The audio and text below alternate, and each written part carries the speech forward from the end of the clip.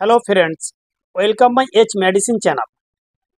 প্রতিদিনের মতো আজকেও একটি নতুন টপিক, সেটি হচ্ছে এই গ্লিনটাস বিএম সিরাপ। আমরা জানবো যে এই গ্লিনটাস বিএম সিরাপটি কি এবং সেটি আমরা কখন ব্যবহার করব, তার মধ্যে কি কি কম্বিনেশন রয়েছে, তার ডোজটা কি হতে পারে, তার সাইড এফেক্ট কি রয়েছে।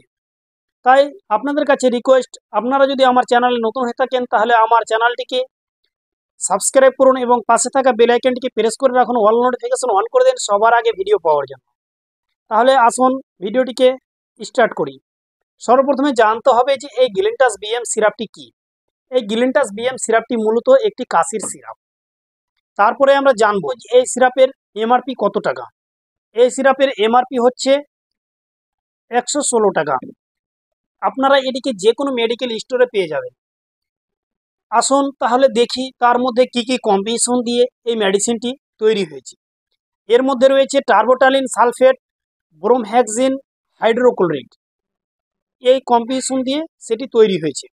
তাহলে আমরা জানব যে এই টার্বোটালিন সালফেট ও ব্রোমহ্যাক্সিন, তাহলে ব্রোমহ্যাক্সিন রয়েছে 8 mg এবং টার্বোটালিন রয়েছে 2.5 mg।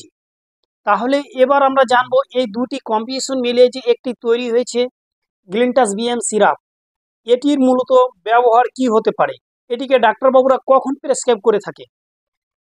এটি মূলত একটি কফ সিরাপ। যখন অতিরিক্ত কফ হয়ে যায়, কফ হওয়ার কারণে আমাদের বুকের মধ্যে যে কাশতে গেলে বসে যায়, বুকে ব্যথা আসে এবং শ্বাস প্রশ্বাস নিতে গেলে আমাদের অসুবিধা মনে হয়, অসুস্থ বোধ মনে হয়, কিংবা আমাদের অসুস্থ লাগে, এই ক্ষেত্রে এই সিরাপটিকে ডাক্তারবাবুরা প্রেসক্রাইব করে থাকে। এটি গ্লিনটাস বিএম সিরাপটি অ্যাডাল্টের জন্য এবং বাচ্চাদের জন্য সে ড্রপ আকারও কোম্পানি বের করেছে। তাহলে আমরা জানবো যে এই সিরাপের ডোজটা কি হতে পারে। এই সিরাপের ডোজ হচ্ছে 10 ml করে দিনে 2 বার, সকালে রাত্রে খাওয়ার পরে। তারপরে আমরা জানবো যে এই সিরাপের প্রেগনেন্সি সেফ কিনা। গাইনোকোলজি ডাক্তার সেটি প্রেগনেন্সিকে দিয়ে থাকে, অর্থাৎ এটি প্রেগনেন্সি খেতে পারে, তাহলে ডাক্তারের পরামর্শ নিয়ে।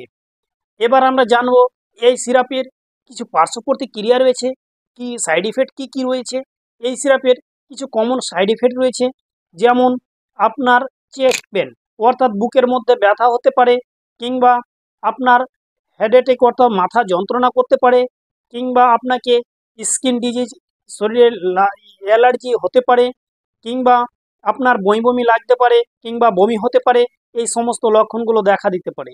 তাই আপনাদের কাছে রিকোয়েস্ট, আপনারা যে কোনো মেডিসিন ব্যবহারের পূর্বে অবশ্যই ডাক্তারবাবুর পরামর্শ নেবে এবং ডাক্তারের পরামর্শ ছাড়া কোনো মেডিসিন ব্যবহার করবেন না।